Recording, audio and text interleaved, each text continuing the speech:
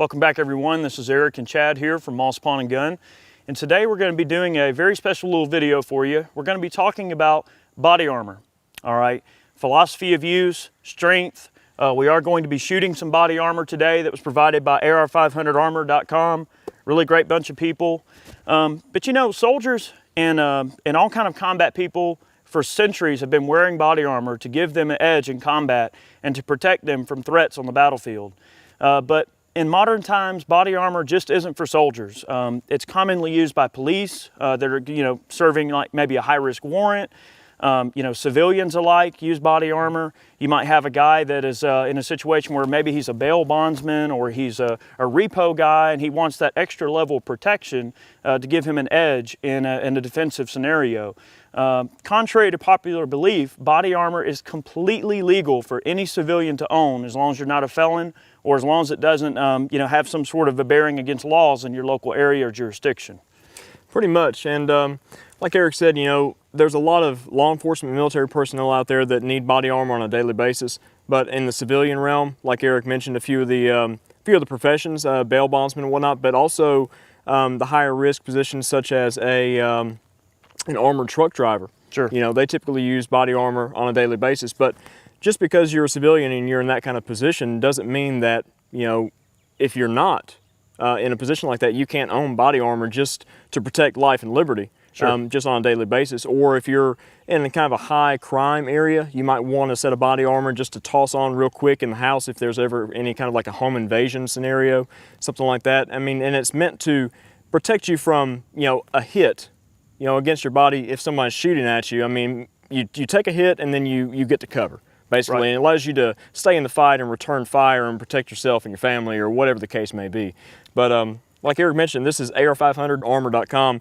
And one of the cool things about this, it is AR500 steel, which is what we shoot on a regular basis here on the range. Mm-hmm. But what they do is they have this proprietary Line X coating. This is by PaxCon, I believe. And it's a proprietary coating for AR500 armor that Line X produces. It's meant to adhere to the steel very, very well and provide an anti-spalling capability where the rounds impact the steel and the actual coating captures all the shrapnel that normally, once a round hits the steel, it'll actually just spread out and all the shrapnel goes pretty much 90 degrees away from the strike face. This is meant to contain all that so you're not getting hit in the face or the chin or in the neck or anything like that, or your arms if your arms are out like on a weapon. It's meant to capture all that so it retains a very safe level of operation even after multiple hits. So that's one of the benefits to it as well. Plus it's curved to better conform to your body, as well as it has these shooter's cuts is what it's called. This armor is it's called a shooter's cut plate, and it's meant for basically placing the buttstock up against your shoulder for a rifle, and you have clearance here where it's more comfortable instead of resting the buttstock on the actual armor itself, which is pretty cool. We're going to be putting all of these things to the test as we shoot some of the armor today. This is such a nice carrier. I hate to see it go, but we are going to be destroying the carrier and the armor as we shoot it some today. We've also got a ballistic gel torso back here that's actually been provided by Clear Ballistics. And they're a group of people that have been involved in the ballistics industry on the scientific end of things for quite some time now, but they're trying to branch out into the firearms industry a little bit. So it's going to be really interesting to see how well this whole rig holds up to everything that we're going to throw at it in the way of punishing rounds. Now, a few other things you need to know about armor is that armor falls into a couple of rating categories. Basically it's a Roman numeral system, goes from 1 all the way up to level 4. And on the ratings, you have different projectiles that each rating is designed to stop. Now, for instance, level 3, on the new NIJ standard, level 3 is designed to stop medium velocity, pistol projectiles that are jacketed with almost boring regularity.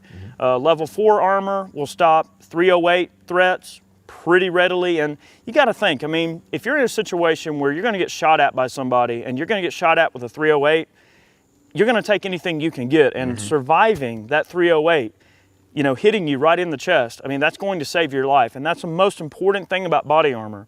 Body armor technology has come a very long way in recent years especially, but even as early as like back during the Vietnam War, a lot of soldiers used to wear these flak vests.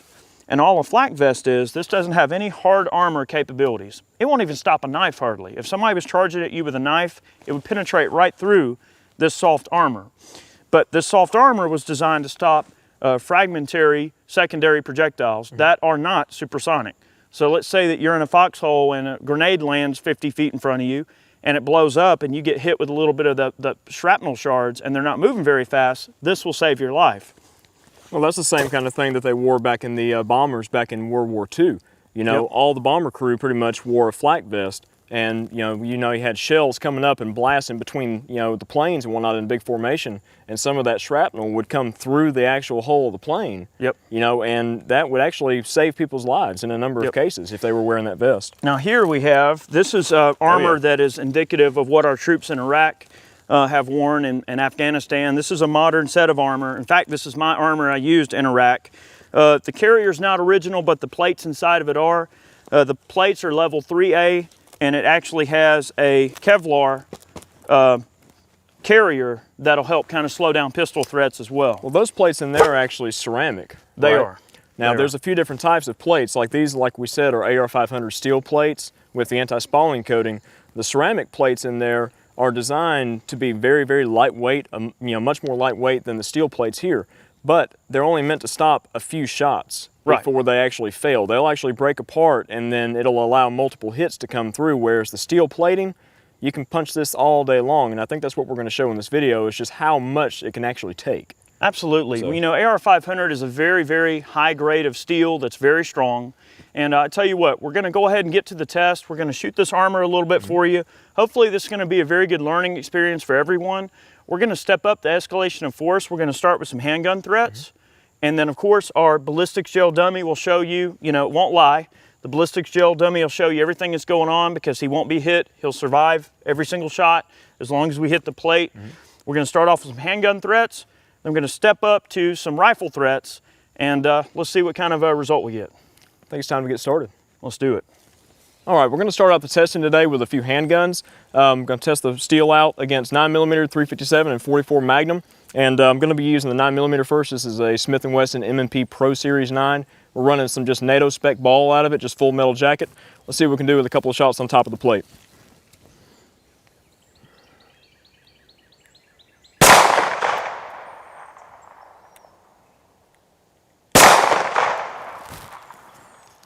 All right, had a couple of shots on top of the plate. We're going to move up to 357 mag and see what kind of damage we can do with that.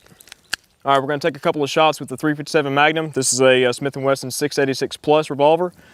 See if we can get a couple shots on the plate.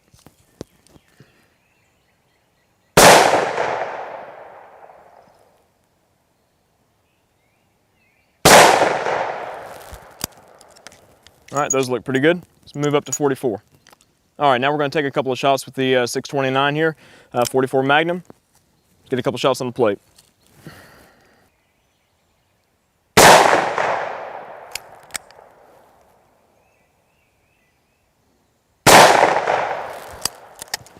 All right, let's see what kind of damage was imparted to the plate. Looks like all of our threats were stopped. You can see where quite a few of our rounds hit here and penetrated the carrier. I'm just going to pull this plate out of here and we're going to look at it.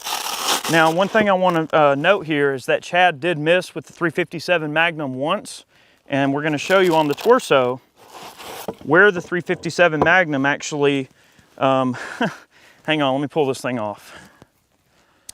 Now, the 357 Magnum went right there and passed all the way through. I mean, literally, it didn't slow it down one bit. Now, that was where he actually missed the plate itself. But here we can see a couple of our threats and how the plate actually absorbed those threats. Right here is a 9mm. All right, we have a 357 Magnum. We have two 44 Magnums.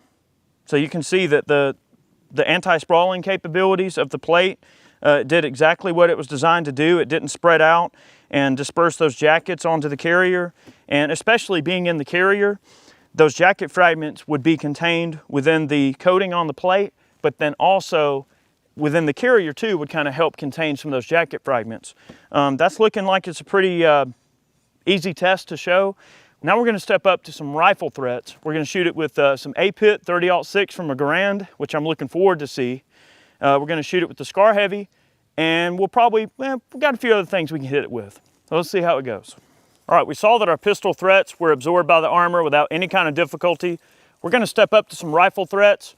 We're going to shoot with some M2 armor piercing ammunition, which basically 30-06 M1 Garand black tip. 2 rounds spread apart. Now, bear in mind that on armor ratings, they're generally only designed to stop 1 round of the threat that they're actually intended to stop. So what we want to do is we want to shoot 2 rounds, and we're going to actually shoot this plate about 6 or 8 times. And then we'll probably shoot it to failure, see what it takes to actually punch through that armor. All right, let's get started. M1 Garand against our AR500 armor plate.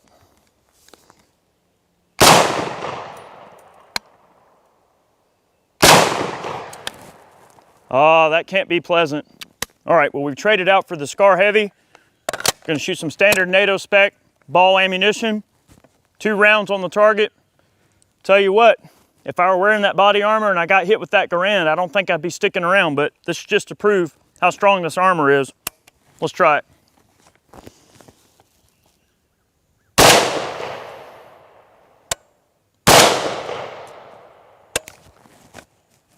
All right, I'm gonna trade out for an AR-15 with some M855 ball ammunition. Actually, it's a steel penetrator, and we're gonna try 2 more shots from that, and we're gonna have a look at our damage. All right, for our last 2 rifle threats, we're gonna shoot 2 rounds of M855 ammunition, which is 62 grain projectile with a mild steel penetrator, and we're gonna be shooting out of a 16-inch barrel. We'll see what it does against our armor here.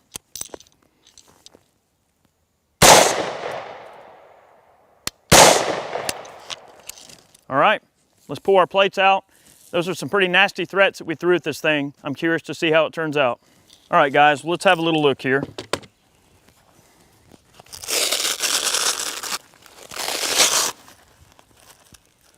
Okay, you can see we got some little bit of jacket material that's kind of stuck in the carrier. That's probably a good thing. The carrier helped aid in the jacket fragments from hitting, you know, the intended target in the face. See, there's some more jacket fragments. When you have these high velocity rifle projectiles, there's only gonna be so much you're gonna be able to do. But look at that, he survived. So this armor did exactly what it was designed to do, and it kept our man alive. Now let's look at the plate itself. Ooh, yeah, look at that. See where the armor captured all, look at that. That's a result. That's exactly what we're looking at. Let me get this out of the way here. Okay, so here we can see, ooh, those armor piercing 30-06 rounds look like they tried to get out the back, but they did not, of course. But you can see where the anti-spalling material, you know, chipped off. But you got to think, I mean, that's a armor piercing 30-06 round hitting both of these quadrants. And then, of course, you see the 5.56 didn't really do a whole lot. Our 308s, you know, that's certainly not pleasant, but it did exactly what it was designed to do. You can see the anti-spalling coating actually kept all of the jacket fragments. You can see several of the jacket fragments here from those 2 monster 308s we shot at it. Bear in mind that when you look at the rating level on body armor, it is designed to stop 1 round of the maximum intended threat that plate is designed to stop. So the fact that this stopped 2 30-06s, 2 308s, and 2 high velocity 5.56 rounds, I can say this armor definitely does exactly what it's designed to do. Now guys, one thing that you want to probably think about too, a lot of people always ask a lot of these armor manufacturers, they're going, okay, well, will it stop a 50 cal? Will it stop a 338 Lapua? Will it stop a 408 Chi-Tac round? The likelihood of it stopping that are probably slim. Something that high velocity, something that powerful, carrying that you know, just maximum amount of kinetic energy is likely not going to be stopped by a plate like this. There are some threat levels out there that are designed to stop some of the higher velocity rifle rounds, but they're not very common. You know, level 3 and level 3A body armor is probably going to be the most common armor that the average civilian or law enforcement alike is going to encounter. You know, most policemen on the street are probably expecting handgun threats, more so than rifle threats, but it's nice to know that with this plate armor that you can survive a direct hit from a rifle round. It's only designed to stop it once, but it's awesome to see the fact that it really does stop those rounds even when they're, you know, multiple hits on the plate. Now, if I were to take something like that 30-06 with those armor-piercing rounds, which is, of course, a very powerful and high-velocity service rifle, and I were to shoot one spot several times, well then yes, eventually those rounds are going to push on through and they're going to harm the person wearing the body armor. But I guess the whole philosophy there is that this armor, and any body armor, is designed to give you the winning edge over your assailant and keep you in the fight. If you get shot, you react, you move away, you stay in the fight, you survive. You kill the person that's trying to kill you. Or in the case of, say, just normal civilians, say that you buy a set of body armor for your wife at home and you tell her, hey, if somebody kicks in the door or if something happens, you don your body armor, you get your gun, and you hole up and you deal with the problem. That can also be a contributing factor to why many civilians want body armor. Obviously, they want to be able to protect their family. Now, I can shoot the crap out of this plate until those rounds start to get through. I mean, any average person is going to be able to tell that if you shoot something enough times, yes, it is going to puncture through. Now, we're not going to do that to our ballistics torso because I have something else planned for him for a future video. However, what we can do is we can set this armor up and just shoot the plates a little bit, and we'll just shoot the crap out of this and show you just how much it really will stop from various guns. So I think we're going to do that right now. All right, we've reached the point of the video where we're going to shoot the crap out of one of these plates to see how much damage it can take. I'm going to start off with some 45 ACP, 230 grain, same distance, 50 feet. This is going to be fun. I'm really curious to see how much damage this thing can take. The firearm we're using is the Chris Vector.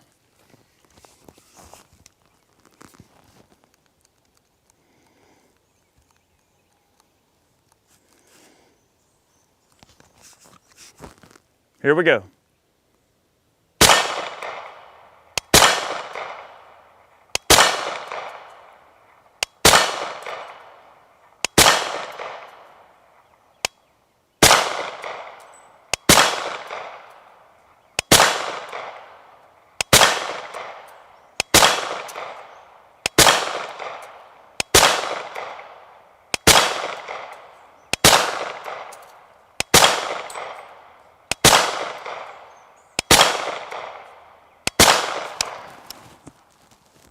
I can't imagine that would have been too pleasant.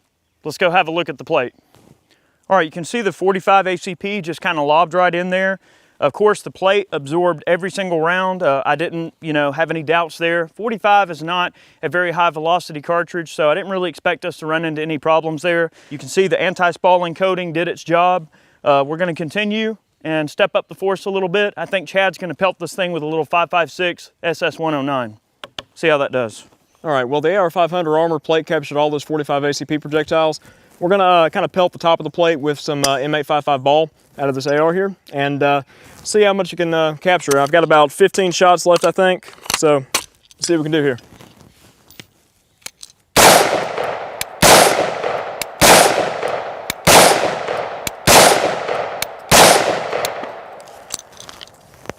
Well, I got a few shots off before the plate fell out of our little holder there. All right, let's see what kind of damage we got on the plate there from Chad shooting the M855 ball ammunition.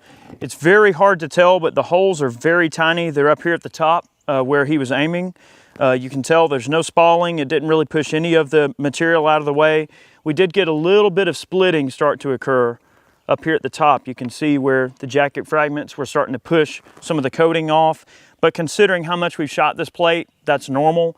Remember that these plates are only rated to stop one of those high velocity rifle rounds. So the fact that it'll do several, again, just is a testament to how strong this type of system really is. You can see nothing came out of the back of the plate. And I tell you what, from a standpoint of armor, I've got experience using armor. I've used it in combat. I've used it overseas. And I can say that you have to be able to trust your life to your armor. From a standpoint of philosophy of use, armor will give you a second chance to survive. It will give you a chance to stay in the fight. However, it will not make you smarter. It won't keep you from putting yourself into dumb situations that'll cause you to get shot. So remember, it's not meant to be a replacement for smart logic, using the right tactic for every situation, and making sure you're making the right decisions for those around you and yourself, of course, and your family. You know, if you're a policeman, using armor is a very effective thing to be able to keep you and your other guys alive. When you're out on the street, you're doing your thing, you're doing your job every day. Same thing for soldiers, you're kicking indoors every day. You're out there, you're beating the streets, doing your job. You want armor that's going to save your life, of course. You know, tactics are always going to be your first line of defense against surviving a gunfight. Armor is just meant to give you that little bit of edge there to help you survive. So we want to definitely thank AR500Armor.com for sending us these samples to check out and to show you guys kind of our take on what armor is, what it should be, you know, how it should protect you. You can see that the armor is very effective. I've got one more little thing planned. We're going to blast it with something really big just to see what happens. Let's do that. Guys, we appreciate you watching today, and we'll leave you with this final bit of carnage against this plate. All right, guys, I promised something crazy. 325 grain solid out of a 500 Magnum. We'll see if that would stop it if you were wearing this armor. I can't imagine many handgun threats that are more powerful than this. It's the most powerful production revolver in the world. Here we go. Oh yeah. Whoo-hoo, Nelly. That smacked the crap out of it. All right, well, we saw that our plate stopped a 500 Magnum. Of course, we know it's rated for much higher threats than that, but it's still nice to know that if somebody shoots you with the most powerful handgun, that you're gonna survive. Thanks for watching our video. Catch us next time. We probably have more body armor tests on the way. Hope to see you next time.